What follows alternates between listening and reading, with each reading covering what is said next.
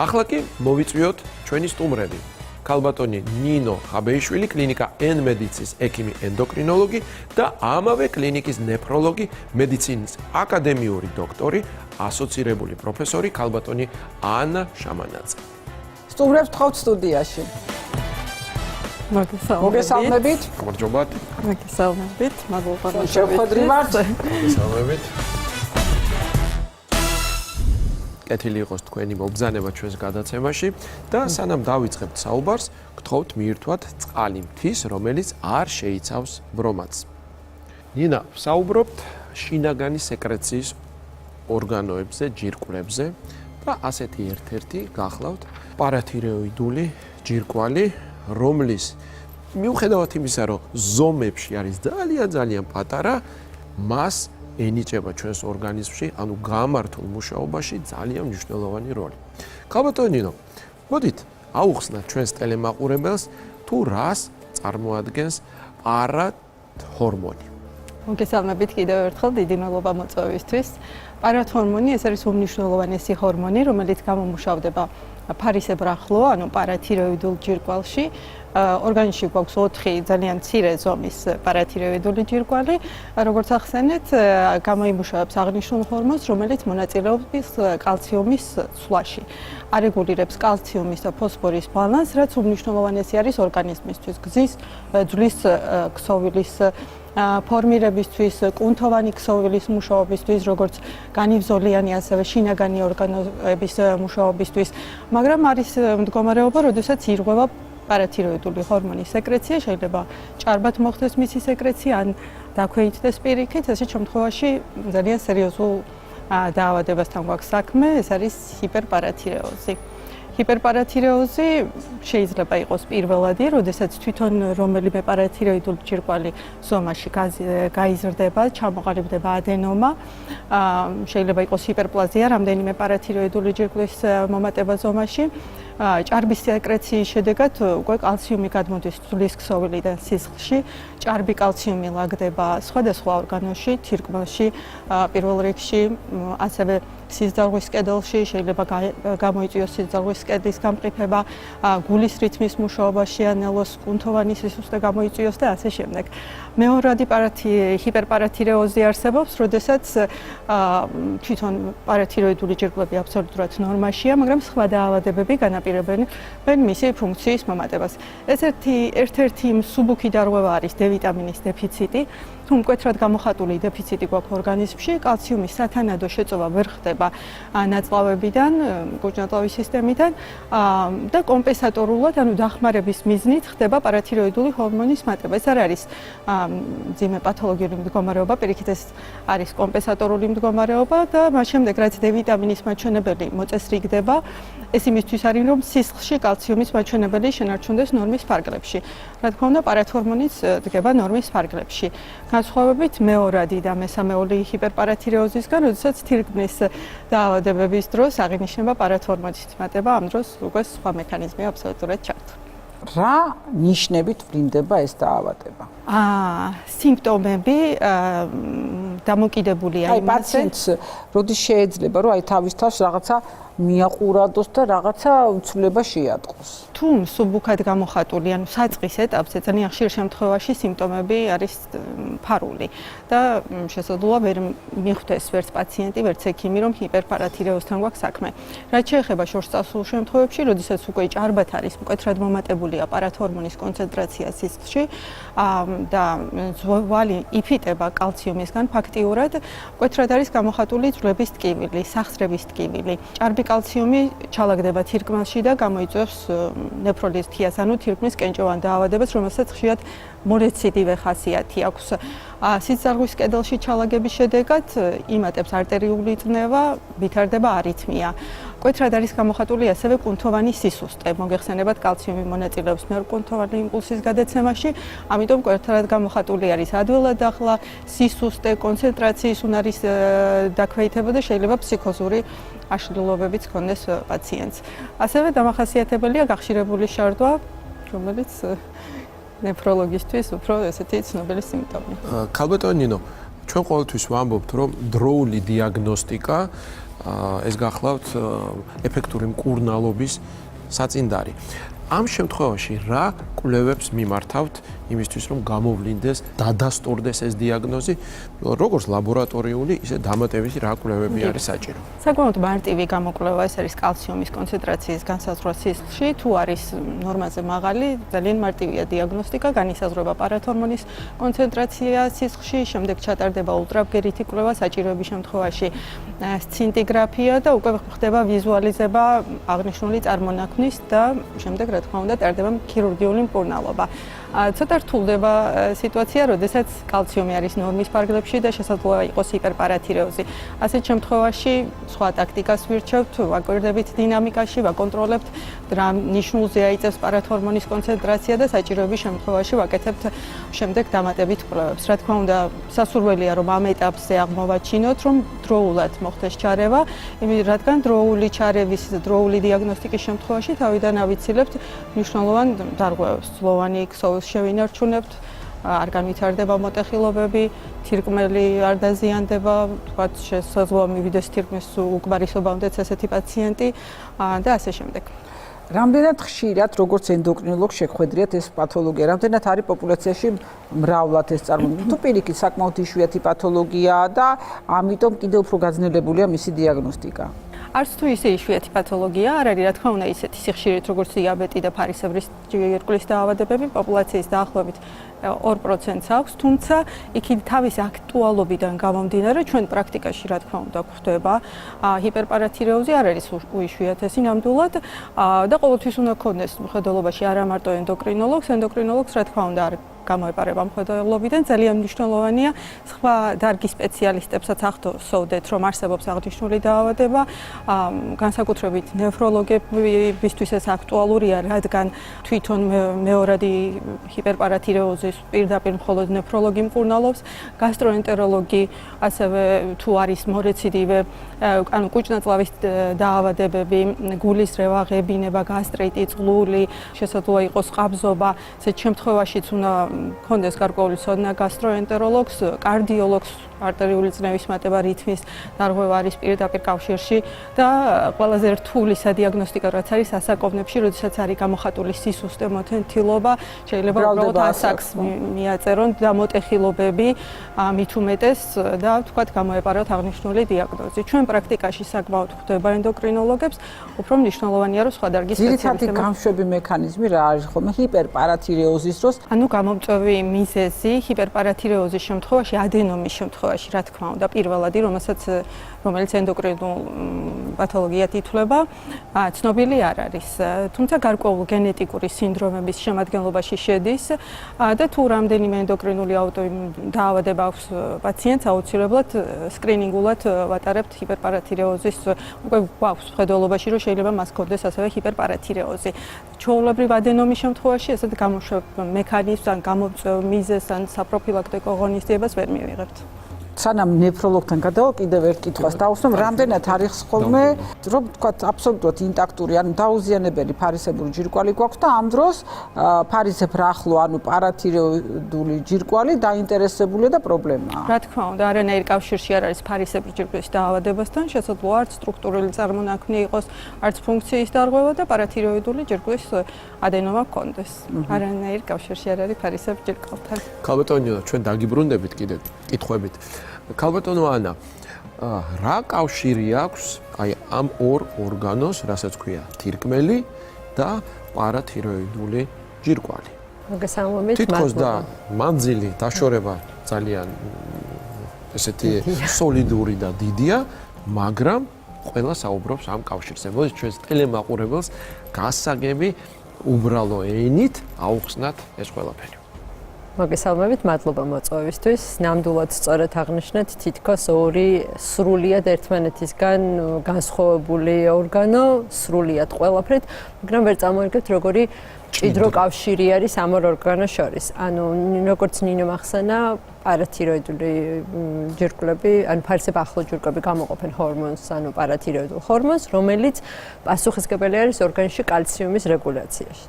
შესაბამისად, იმის და მიხედვით ორგანიზმს როგორ ჭირდება, ანუ ზედმეტი კალციუმია და უნდა გამოიყოს, თუ პირიქით, ერთობა თირკმელი. ანუ რა ხდება? საჭიროების შემთხვევაში ისევ აი ამ ჰორმონის ბალანსის მიხედვით თირკმელი ან შეიწოვს კალციუმს, ან გამოყავს. ეს არის ყველაზე მარტივი კავშირი, თუმცა არც ესე მარტივად არ არის ყველაფერი, გარდა იმისა, რომ კალციუმის დონეზე მოქმედებს.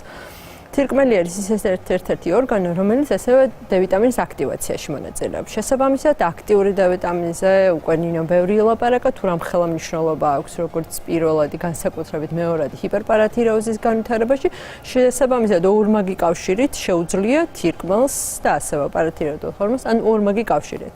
ზოგადად ერთი რაღაცა მინდა აღვნიშნო, როდესაც თირკმელზე ვლაპარაკობთ, მივდივართ მხოლოდ ერთ მთავარ ფუნქციაზე, ფილტრაცია, შარდის ფორმირება. არც ესე მარტივად არ არის თირკმელს ძალიან ბევრი სხვა ფუნქცია აქვს და ერთ-ერთი არის ზუსტად აი ამ ელექტროლიტების ბალანსი, მათ შორის კალციუმისაც, ფოსფორის რეგულაცია და დ-ვიტამინის აქტივაცია. შესაბამისად, ძალიან მჭიდრო კავშირში არის ეს ჯირკვლები და თირკმელი. კერძოდ რა ცვლილებებზია საუბარი თირკმელში, რომელიც იწვევს მეორადად პარათირეოდულ ჯირკვალში ცვლილებებს? მარტივიანით რომ ახსნათ, აი წარმოიდგინეთ პაციენტი, რომელსაც აქვს თირკმლის უკმარისობა. ოღონდ აქ არის საუბარი ქრონიკულ უკმარისობაზე, იმაზე, რომელიც ძალიან დიდხანს მიმდინარეობს, რომელსაც შეუქცევადი პროცესი არის. როგორც გვააღნიშნეთ, თირკმელი მონაწილეობს კალციუმის ბალანსის დარეგულირებაში, ფოსფორის ბალანსში და ასევე დ-ვიტამინის აქტივაში. პირველი რაც ხდება, წარმოიდგინეთ, ქსოვილს არ შესწევს იმის უნარი, რომ დ-ვიტამინი გააქტიუროს. ანუ გააქტიური დ-ვიტამინი მოქმედებს ნაწილობზე, რომ კალციუმი შევიწოვოთ. ორგანიზმში მიდის კალციუმის ნაკლებობა, შესაბამისად ჯირკვლები რეაგირებენ როგორ წარმოქმნიან ბევრ ჰორმონს და პარალელურად მიუხედავად იმისა, რომ ძალიან პატარა ზომის არიან, ხდება მათი ჰიპერპლაზია. ამას ემატება ის, რომ გადის დრო, უკვე მილაკების დონეზეც ვეღარ ფუნქციონირებს კარგად, კალციუმის შეწოვასაც ვერ ახერხებს და პლუს კიდე ფოსფორის ექსკრეციას. ფოსფორი თავის მხრივ ასევე კალციუმს ბოჭავს და მარტივი ჯაჭვი, მანკიერი ჯაჭვი იწვება პარათირეოდულ ჯირკვლებსა და თირკმელს შორის, რომელშიც პარალელურად ძვალიც ჩაერევა, იმიტომ რომ იმის და გამო რომ ჩვენს ორგანიზმში კალციუმი არ არის, ეს აქტიური და ჭარბად წარმოქმნილი პარათირეოდული ჰორმონი მოქმედებს ძვლებზე იმისთვის, რომ გამოყოს ძალიან საჭირო ორგანიზმისთვის კალციუმი. და როგორ ერევით ამ შემთხვევაში ნეფროლოგები? ამ შემთხვევაში სხვათა შორის ერთი ფაქტორი მინდა აღვნიშნო. გარდა იმისა, რომ აი ეს ცალკე გვაქვს გამოყოფილი მეორადი ჰიპერპარათირეოზი, ძალიან აქტუალური არის პირველადი ჰიპერპარათირეოზის გავლენაც, რომელიც ძალიან მინდა კარგად იყოს გათვალისწინებული სხვა ექიმების მიერ, როდესაც განსაკუთრებით ჩარტკენჭოვან დაავადებებზე არის საკითხი, რომელიც ასევე შეიძლება ბოლოს თირკმლის ქრონიკული უკმარისობის მიზეზიც კი გახდეს. რაც შეეხება მეორად ჰიპერპარათირეოზს, იმდენად აქტუალური არის ნეფროლოგისთვის, რომ სადიაგნოსტიკოთაც კი ვიყენებთ აი ამ ელექტროლიტების, პარათორმონის და დ-ვიტამინის დონეს, მათ შორის რა თქმა უნდა კრეატინინის მატებასთან ერთად, იმისთვის, რომ დავადგინოთ თირკმლის ქრონიკული დაავადების დიაგნოზი. სამწუხაროდ თირკმლის ქრონიკული დაავადების მკურნალობა ვერ ხერხდება. ერთადერთი შედარებით მკურნალობა შეიძლება ტრანსპლანტაცია განიხილოს, ამიტომაც რაც უფრო ადრე შევძლებთ აი ამ პრობლემის დიაგნოსტირებას, მათ შორის თირკმლის უკმარისობით, მათ შორის მეორადი ჰიპერპარათირეოზის, მით უფრო დროულად შევძლებთ პროცესის შეჩერებას. შეჩერება მაინც ცოტა რთული, ისეთი ხმამაღალი ნათქვამი არის, აქ მიდის უკვე ელექტროლიტების დონეზე, დ-ვიტამინის დონის კორექციით, პროცესის ნელ-ნელა შენელებაზე, თუმცა ისიც უნდა აღინიშნოს, რომ იმდენად მანკიერი წრე იქნება, რომ რაღაც ეტაპზე იმის და მიუხედავად, რომ შეიძლება მივახციოთ კალციუმის ნორმალიზაციას, დ-ვიტამინის ნორმალიზაციას, ჰიპერტროფირებული ფარისებრ ჯირკვლები მაინც ჰიპერსეკრეციაში რჩებიან, რაღაც ერთგვაროვანი მესამეული ჰიპერპარათირეოზისკენ მიმდინარე პროცესი მედის და ამ შემთხვევაში უკვე უნდა ვიფიქროთ ოპერაციულ ჩარევას. ქალბატონო ანა, ანუ შეიძლება თუ არა ჩაითვალოს, რომ იმ შემთხვევაში, როდესაც ჩვენ გვაქვს თირკმლის უკმარისობა, მით უმეტეს ქრონიკული, როგორც თქვენ ახსენეთ, აუცილებელია ენდოკრინოლოგის ჩართულობა. და პირიქით, თუ გვაქვს პარათირეოიდული ჯირკვლის რაღაც პრობლემა, აუცილებელია თუ არა, რომ ჩაერთოს ნეფროლოგი. ალბათ კითხვა ორივეს. ზოგადად ესე გამოდის. მეორადი ჰიპერპარათირეოზი ძალიან მჭიდრო კავშირში არის თირკმელთან. ამიტომაც ხშირად ამ პათოლოგიის მართვა ნეფროლოგის მიერ ხდება. თუმცა რა თქმა უნდა, მივდივართ რაღაცა ეტაპზე, განსაკუთრებით, როდესაც გართულებული არის D ვიტამინის დონის შენარჩუნება, ან უკვე ოპერაციის საკითხი უნდა იყოს დასმული და ამ შემთხვევაში რა თქმა უნდა, უკვე გუნდურად უნდა მოხდეს გადაწყვეტა, მათ შორის არის ენდოკრინოლოგი, საჭიროების შემთხვევაში ყოველთვისაა ჩართული ქირურგის კონსულტაცია აუცილებელია, რომ შეფასდეს რა ეტაპზე უნდა მოხდეს ჩარევა, ასე ვთქვათ. რაც შეეხება პირველად ჰიპერპარათირეოზს, შემთხვევაში თუ კრეატინინის მაჩვენებელი ნორმის ფარგლებში გვაქვს, არ გვაქვს მორეციდივე თირკმლის კენჭოვანი დაავადება, შესაძლოა ნეფროლოგის კონსულტაციის გარეშეც მოხდეს მართვა აღნიშნული პროცესის, თუმცა საკმაოდ ხშირად უნდა აღვნიშნოთ პირველადი, ანუ როდესაც გვაქვს ეს გააქტიურებული პარათირეოიდული ჯირკვალი და იწყებს უმიზეზოდ აღნიშნული ჰორმონის სინთეზს, ძალიან ხშირად ხდება თირკმლის დაზიანება, ჭარბი კალციუმი ლაგდება თირკმელში და იწვევს ამ კენჭოვან დაავადებას, რომლის დროსაც რა თქმა უნდა ნეფროლოგი აუცილებლად ჩართულია და უფრო ხშირად პირველადად მიმართავენ ნეფროლოგს და შემდეგ იგზავნებიან ენდოკრინოლოგთან ჰიპერპარათირეოზის გამოსარიცხად. ძალიან მჭიდრო ურთიერთობა გვაქვს ერთმანეთთან. ჩვენ პაციენტებს თუ მაყურებლებს ყოველთვის ვცდილობთ ხოლმე რომ ესე ვთქვათ მივაწოდოთ რაღაცა სწორი მესიჯები. თქვენი მოწოდება რა იქნება? პრევენციის კუთხით, შემდგომში დიაგნოსტიკის კუთხით და შემდგომში კურნალობის კუთხითაც რამდენად შეიძლება თირკმლის უკმარისობის პრევენცია მოახდინოს პაციენტებმა, ანუ რა უნდა გააკეთონ პაციენტებმა, რომ არ მოხვდნენ ნეფროლოგთან და შემდგომში ენდოკრინოლოგთან. თუ ზოგადად თირკმლის დაცვაზე ვისაუბრებთ, როგორც ძალიან ბევრი სხვა ორგანოთა სისტემისთვის, ჯანსაღი ცხოვრების წესი ერთ-ერთი წამყვანი არის. თუმცა იმის რეკომენდაციაც მინდა გქონდეთ პაციენტებს და არ დაავიწყდეთ, რომ არის გარკვეული დაავადებები, რომლის დროსაც არ უნდა დაავიწყდეთ თირკმლის შემოწმება. ეს არის შაქრიანი დიაბეტი, ეს არის ჰიპერტენზია, ეს არის თქო უმიზეზო შეშუპება, რომლის დროსაც აუცილებელი არის. მათ შორის შარკეჭავანი დაავადებები, რომელიც ზოგ შემთხვევაში ნეფროლოგის, ზოგ შემთხვევაში უროლოგის მეთვალყურება ჭირდება პაციენტს ხოლმე. ხოლო იმ შემთხვევაში თუ უკვე არის მაღალი კრეატინინი, მაშინ დაუყოვნებლივ უნდა მოხდეს მეორადი ჰიპერპარათირეოზის გამორიცხვა, იმისთვის გამო რომ ადრეული დიაგნოსტირება ძალიან წინ გადადგმული ნაბიჯი არის ასეთი პაციენტების მართვაში.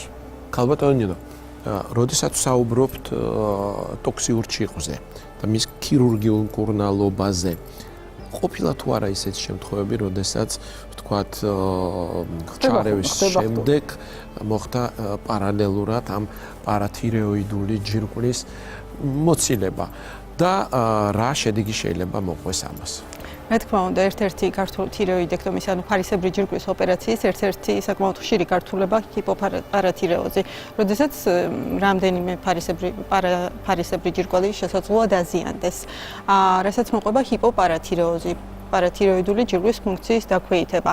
ეს პირიქით იწვევს კალციუმის დონის მკვეთრ დაქვეითებას სისხლში, რაც იწვევს კრუნჩხვას, კიდურების დაბუჟებას, საკმაოდ რთულად მიმდინარე დაავადება, თუმცა გააჩნია ხარისხს. მოგეხსენებათ 4 პარაფარისებრი ჯირკვალი გვაქვს, თუ მოხდა ერთის დაზიანება, ანუ რა ხარისხით არის დაზიანებული, რაღაცა ბევრი უნდა იყოს.